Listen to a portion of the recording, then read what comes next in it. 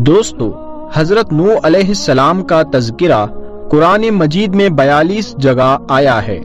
حضرت آدم علیہ السلام کی اولاد دنیا میں خوب بڑی، آہستہ آہستہ یہ خدا کو بھولتے گئے جس نے انہیں پیدا کیا تھا اور جو ان کا پالنے والا ہے، اور شیطان کے بہکاوے میں آنے لگے جس نے حضرت آدم علیہ السلام کو جنت سے نکلوا دیا تھا۔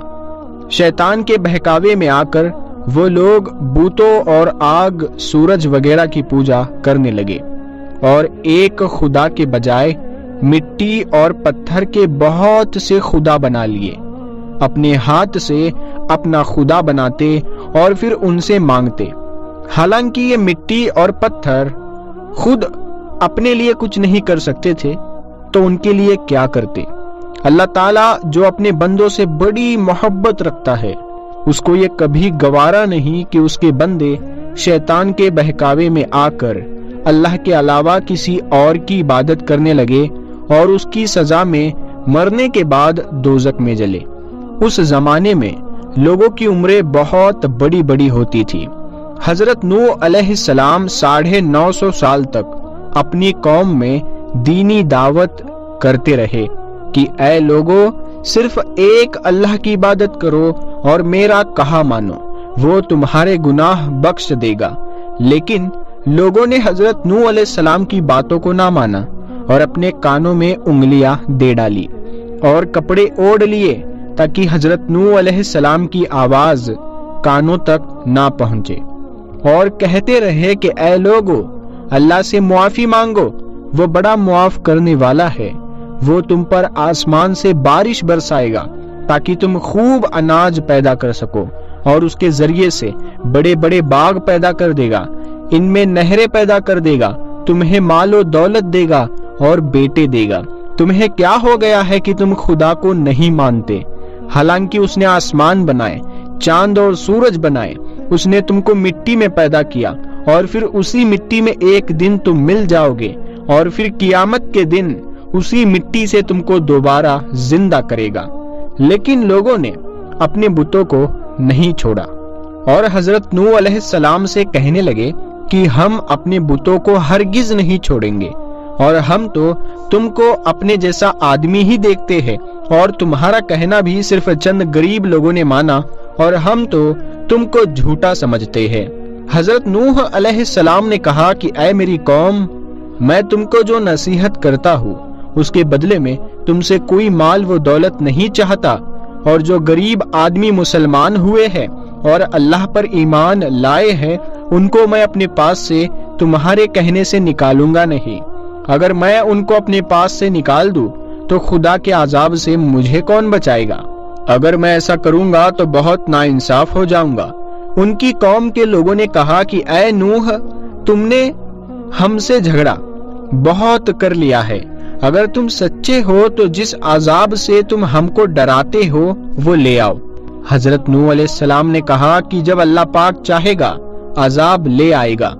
اللہ تعالیٰ نے حضرت نوح علیہ السلام کو وحی کے ذریعے سے حکم بھیجا کہ تمہاری قوم میں جو لوگ ایمان لا چکے ہیں ان کے علاوہ اور کوئی ایمان نہ لائے گا، تم غم نہ کرو، ایک کشتی بناؤ۔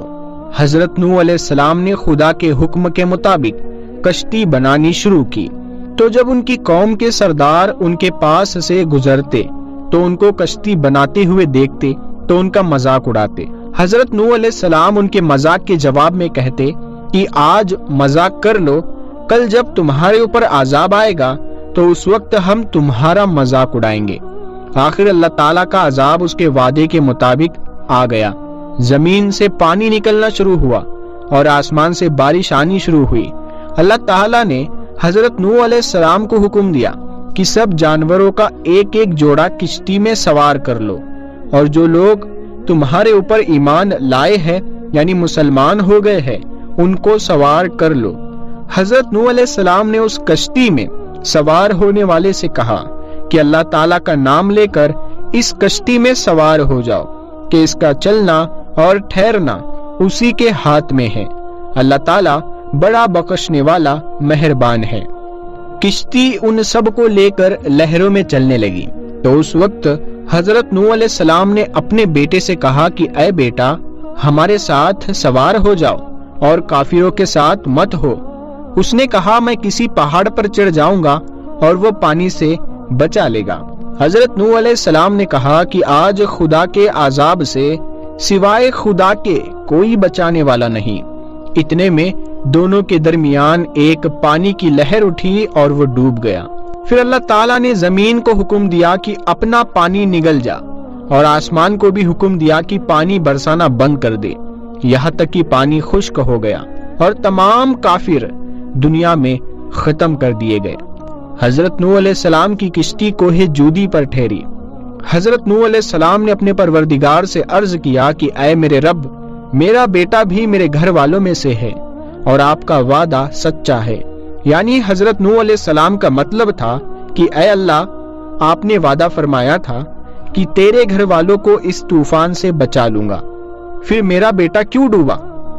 تو اللہ تعالیٰ نے فرمایا کہ اے نوح، تیرا بیٹا تیرے گھر والوں میں سے نہیں تھا، کیونکہ اس کے عمل اچھے نہیں تھے۔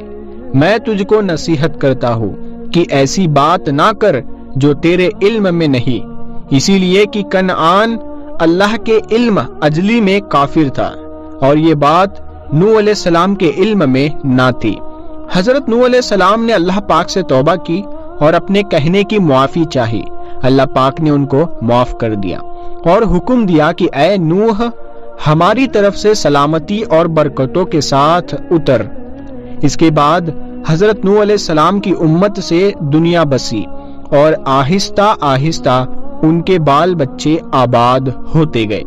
یہ سب لوگ خدا تعالیٰ کی اطاعت کرتے رہے۔ زمانہ گزرتا گیا اور آہستہ آہستہ شیطان نے پھر بہکانا شروع کیا تو یہ لوگ اللہ تعالیٰ کو بھولنے لگے۔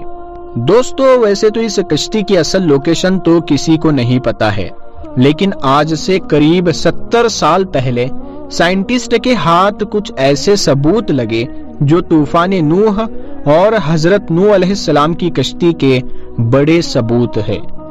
دوستو، یہ وقت تھا سال 1951 کا، جب کچھ آرکیولوجسٹ کو یوکرین کی کیپٹل سٹی کیو کے ایک علاقے میں کھدائی کے وقت کچھ بہت پرانے لکڑی کے ٹکڑے ہاتھ لگے۔ یہ ٹکڑے یہاں تھوڑی تھوڑی دوری پر بکھرے ہوئے تھے۔ ان ٹکڑوں کے ملنے کے بعد یہاں یہ جاننے کی جستجو میں یہ ٹکڑے آخر کس چیز کے ہیں اور بھی زیادہ تیزی سے کھدائی کی جانے لگی، اور اس کھدائی کے بعد ان لوگوں کو یہاں سے ایک بہت بڑا لکڑی کا ٹکڑا بھی ملا جو زمین کے اندر ان باقی کے ٹکڑوں کے ساتھ دبا ہوا تھا۔ یہاں سب سے زیادہ حیران کر دینے والی بات یہ تھی کہ جو لکڑی کا ٹکڑا یہاں سے ملا تھا وہ سینکڑوں سال پرانا تھا اور اتنے وقت کے بعد بھی اس کے شیپ میں بالکل بھی فرق نہیں آیا تھا۔ دوستو، ہماری لکڑی اگر پرانی ہو جاتی ہے تو اکثر اس میں دیمک لگ جاتی ہے، لیکن اس لکڑی کے ٹکڑے میں نہ تو دیمک لگی تھی اور نہ ہی اس کا شیپ بدلا تھا۔ اس کے بعد 1952 میں کافی وقت سٹڈی کرنے کے بعد اور قرآن مجید کی کئی ساری آیتوں کو پڑھنے کے بعد سائنٹسٹ اس نتیجے پر پہنچے یہ لکڑی کوئی معمولی لکڑی نہیں ہے، بلکہ یہ لکڑی حضرت نوح علیہ السلام کی کشتی کی ہے۔ ابھی اس پر ریسرچ چل ہی رہی تھی کہ انہوں نے دیکھا کہ ایک لکڑی کے بڑے ٹکڑے کے اوپر کچھ تحریریں لکھی ہوئی ہے جو تختی کے اوپر ابھری ہوئی تھی۔ جب ان تحریروں پر سٹڈی کی گئی تو یہ بات سامنے آئی کہ اس تحریر کو اس زبان میں لکھا گیا ہے جو زبان بہت وقت پہلے تک ہماری زمین پر بولی جاتی تھی، لیکن آج اس کے بارے میں کوئی کچھ نہیں جانتا ہے۔ سال 1953 میں روس کی گورنمنٹ نے اپنے قابل سائنٹسٹوں کو ان تحریروں کو جاننے کا ٹاسک دیا تاکہ لوگ یہ پتہ لگا لے کہ آخر ان تحریروں میں کیا بتایا گیا ہے۔ پورے 8 مہینے سٹڈی کرنے کے بعد یہ بتایا گیا کہ اس تختی کو اس لکڑی سے بنایا گیا تھا جس لکڑی سے حضرت نوح علیہ السلام کی کشتی کو تیار کیا گیا تھا، اور اس تختی کو حضرت نوح علیہ السلام نے طوفان کے آنے سے پہلے اپنی کشتی میں رکھ دیا تھا۔ ایسا اسی لیے کیا گیا تھا تاکہ اس تختی کی برکت کی وجہ سے حضرت نوح علیہ السلام اور وہ کشتی طوفان سے محفوظ رہے۔ اصل میں اس تختی کے اوپر ایک دعا لکھی تھی جس دعا کے ذریعے یہ کشتی طوفان سے محفوظ رہے۔ اس تختی کی سب سے حیران کر دینے والی بات یہ تھی کہ اس کی لکھائی نہ تو مٹی تھی اور نہ ہی خراب ہوئی تھی۔ لیکن دوستو، ابھی تک آپ سنتے آئے ہوں گے کہ حضرت نوح علیہ السلام کی کشتی طوفان کے بعد ترکی کے ایک پہاڑ پر کھڑی ہوئی تھی۔ پھر کیا وجہ تھی کہ جو اس لکڑی کے ٹکڑے ہزاروں کلومیٹر دور تک یوکرین کے ایک شہر سے دریافت کیے گئے؟ اور اسی وجہ سے کچھ ماہرین کا کہنا ہے کہ یہ لکڑی کے ٹکڑے حضرت نوح علیہ السلام کی کشتی کے نہیں ہیں بلکہ کسی اور چیز کے ہیں۔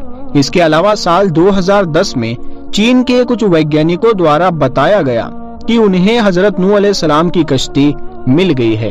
ان کا کہنا تھا کہ یہ کشتی مشرقی ترکی کے ایک پہاڑ کوہ ارارات پر ملی تھی۔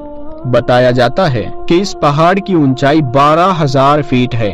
دوستو، حضرت نوح علیہ السلام کی کشتی کی تلاش کئی برسوں سے کی جا رہی تھی، جس کے بارے میں قرآن مجید کے اندر بتایا گیا ہے کہ یہ وہ کشتی ایک بہت بڑے پہاڑ سے ٹکرانے کے بعد رک گئی تھی، اور ایسا ہی ایک پہاڑ ترکی میں واقع ہے۔ گزرے کچھ سالوں میں کئی سارے سائنٹسٹ حضرت نوح علیہ السلام کی کشتی کی تلاش میں ہیں، اور وہ اکثر کوہ ارارات پر جا چکے ہیں۔ اس میں سے کچھ سائنٹسٹ ایسے ہیں جنہوں نے پہاڑی کے اوپر کشتی کی شکل میں ہی بنی ہوئی چٹان کو حضرت نوح علیہ السلام کی کشتی بتایا ہے، لیکن چین اور ترکی کے ماہرین ان پہاڑ کے برفیلے مقام پر انہوں نے ریسرچ کی جہاں کا ٹیمپریچر -60 ڈگری تک رہتا ہے، اور یہ کشتی پہاڑ کے جس حصے میں ملی وہ جگہ کافی زیادہ خطرناک تھی۔ اس کشتی کے ملنے کے بعد جب اس پر سٹڈی کی گئی تو پتہ چلا کہ کشتی کئی مختلف مقامات پر ٹوٹی ہوئی تھی، لیکن یہ کشتی پوری طرح سے تباہ اس وجہ سے نہیں ہوئی کیونکہ یہ برف کے اندر دبی ہوئی تھی۔ کشتی ٹوٹ گئی تھی، اسی لیے ماہرین اس کشتی کے اندر گئے اور بتایا کہ اس کشتی میں بنا ہوا ہر کمرہ 5 میٹر تک اونچا ہے۔ اس کے اندر کوئی بھی جانور بہت آسانی سے آ سکتا تھا۔ جب اس کشتی پر ریسرچ کی گئی تو پتہ چلا کہ یہ کشتی آج سے 4000 سال پرانی تھی۔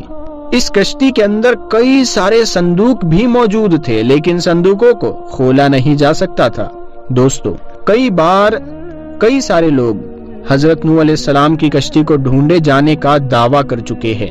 اسی طرح سیکنڈ ورلڈ وار کے دوران لیونارڈو نام کا ایک فوجی جو لڑائی میں حصہ لینے کے لیے عراق گیا تھا، اس سپاہی کو اتہاس میں کافی زیادہ دلچسپی تھی، اسی لیے وہ عراق کے بازار گیا اور الگ الگ طرح کے قدیم زمانے کی چیزیں خریدنی شروع کر دی، اور اس سامان میں ایک قدیم تختی بھی موجود تھی جس پر کسی زبان میں کچھ لکھا تھا، اور جب اس تختی کا ترجمہ کیا گیا تو پتہ چلا اس پر لکھا ہوا تھا کہ جب انسانوں کے گناہ حد سے زیادہ بڑھ گئے تو اللہ انسانوں سے ناراض ہو گیا۔ ان گناہگاروں کو سبق سکھانے کے لیے اللہ نے انہیں پانی میں ڈبونے کا فیصلہ کر لیا، اور فرشتے حضرت نوح علیہ السلام تک اللہ رب العزت کا یہ پیغام پہنچاتے ہیں کہ وہ اللہ کے حکم پر ایک کشتی کو تیار کرے اور اس کشتی میں ان لوگوں کو رکھے جو اللہ پر ایمان رکھتے ہیں، اور ساتھ ہی ساتھ ہر جاندار جانور کے ایک جوڑے کو بھی رکھے۔ اس کے علاوہ اس تختی میں یہ بھی لکھا ہوا تھا، یہ کشتی فٹ بال کے ایک اسٹیڈیم کے برابر تھی، یعنی اتنی بڑی تھی۔ ماہرین کا کہنا تھا یہ کشتی 4000 سال پرانی تھی، یعنی کہ حضرت نوح علیہ السلام سے بھی 2000 سال پہلے کی۔ دوستو، حضرت نوح علیہ السلام کی کشتی سے جڑے ہوئے کئی سارے واقعات پیش آتے رہتے ہیں، لیکن اصل میں یہ کشتی کہاں ہے، یہ کشتی آج کس جگہ موجود ہے، یہ بات اللہ پاک کے سوا کوئی نہیں جانتا ہے۔ باقی سارے جو لوگ، ہزاروں لوگ جو دعویٰ کر چکے ہیں، کیونکہ تمام مذہب کی کتابوں میں حضرت نوح علیہ السلام کا ذکر ملتا ہے، جس میں ایک بہت بڑے مذہب کی کتاب میں بھی اس کا ذکر ملتا ہے، جس کی وجہ سے ویگیانک اکثر نوح علیہ السلام کی کشتی کی تلاش میں لگے رہتے ہیں۔ خیر دوستو، اللہ پاک بہتر جانتا ہے کہ وہ کشتی کہاں پر ہے، کس جگہ موجود ہے اور کس حالت میں ہے، یا اللہ تعالیٰ نے اسے چھپا دیا ہے، واللہ عالم۔ پیارے دوستو، ہم امید کرتے ہیں کہ آپ کو آج کا یہ واقعہ اور یہ ویڈیو، یہ معلومات پسند آئی ہوگی۔ تو آپ لوگ اس ویڈیو کو، اس معلومات کو اپنے دوستوں میں شیئر ضرور کریں، اور دوستو ہماری ویڈیوز کو پورا دیکھنے کے لیے آپ لوگوں کا بہت بہت شکریہ۔